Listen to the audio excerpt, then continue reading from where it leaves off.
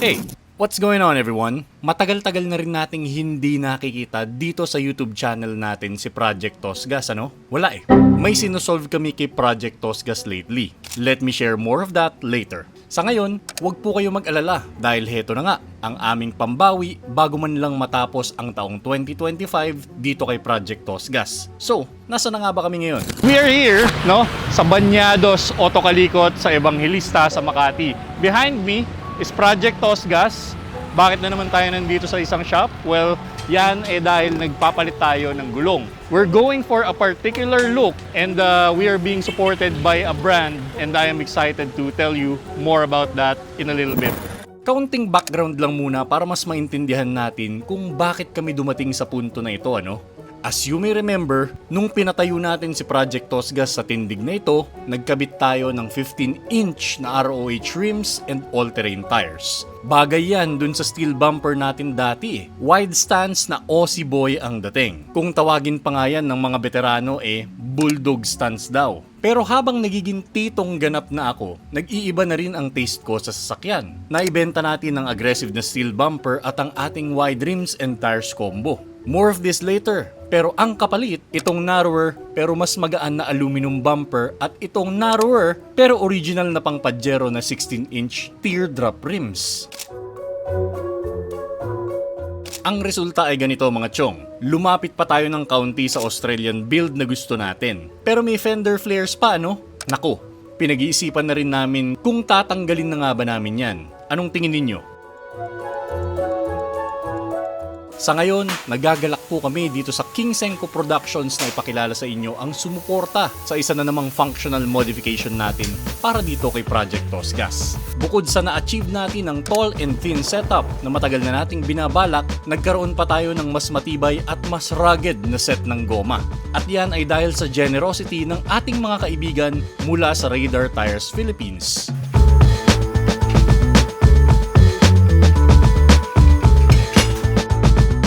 Okay, ang Radar Tires ay isang Singaporean tire company na kilala sa buong mundo dahil sa kanilang malawak na distribution network.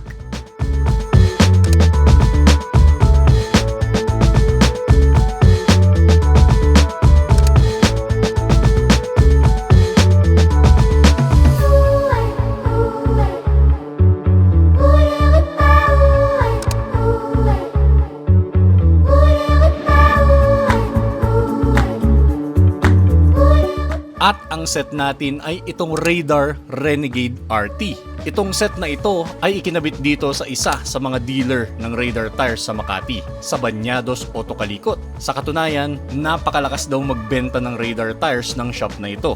Yung pinaka-popular na Radar tire na i-inquire sa amin is yung Renegade na RT. Siguro, kaya siya yung most popular, isa sa siya ng mga nagkaroon ng RT tires dito sa Pilipinas. Ang pinaka-paborito ko is yung Renegade na 80 Pro. Kasi kahit all-terrain siya, unique siya. Kasi compare sa mga ibang brand na meron sa market, mas maganda yung tread design niya. Tapos yung sidewall niya, kung makikita mo, dalawa yung design ng tread, yung sidewall niya. So pwede ka mamili. Tapos yung pinakagulong din, mas iba yung size niya, parang mas malaki siya compare sa mga ibang brand. Sa market feedback, accepted naman siya sa market natin kasi unique yung design niya, okay ang quality niya, tapos hindi siya mahal. Pero Sir JV, anong advantage ba ng Renegade RT na ikinabit natin kay Project Tosgas? Yung RT, siya yung nasa gitna ng all-terrain at saka nung mud-terrain. So parang siguro yung mga ayaw ng all-terrain, gusto nila mas aggressive yung gulong, mas piniprefer nila yung RT. Yung sa MT naman, kung ayaw nila sobrang ingay, ayaw din naman nila ng 80, kaya nag-stick sila sa RT. You may go ahead and check them out para makabili na rin kayo ng Radar tire set ninyo. That said, very swiftly ay naikabit na nga dito sa Banyados, Otokalikot ang set of 4 na Radar Renegade RT natin. Baka mapatanong naman kayo, paano naman yung spare?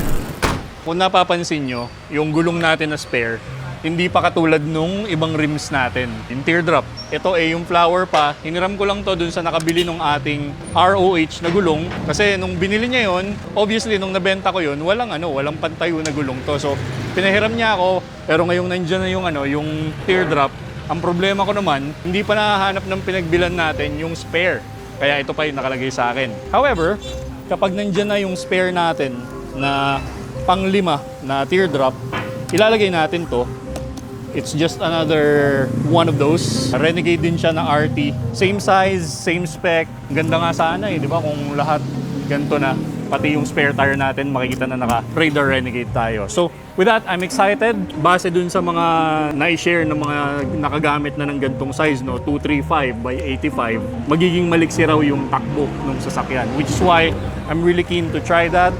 Excited ako na matesting yung takbo niya ngayon na naka-narrow track or tall and thin yung kanyang setup. Hayaan ninyo, kapag nahanap ng source natin yung pang-5 rim, bibigyan ko kayo ng update dahil sigurado ay ikakabit na natin yan kasama nitong spare ko na Raider Renegade RT. Pero dako naman tayo sa technical specs ng gulong na ito, shall we? Ang sukat po ng mga yan ay 235 by 85 R16 or commonly known as tall and thin. Dahil nga, as the name implies, matangkad ang sukat ng sidewall nito kumpara sa lapad ng mismong thread. Bagay na bagay sa Aussie setup natin, di po ba?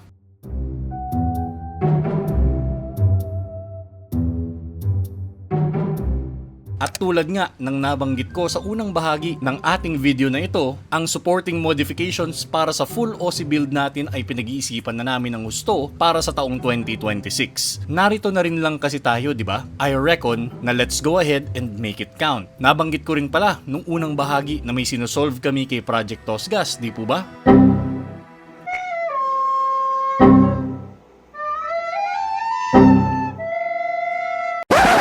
Well, abang-abang po sa mga susunod nating video dahil yan naman ang ating tatalakayin. Tagal na wala may 1 buwan din. Maging ang mga susunod pa nating gagawin dito kay Project Tosgas, atin pong tatalakayin. And this has been my Raider tires. Ito na yung bagong gulong na gagamitin natin para kay Project Tosgas, no? I know that you are curious about the current spec ni Project Tosgas, tulad na lang ng bumper natin, nag-iba.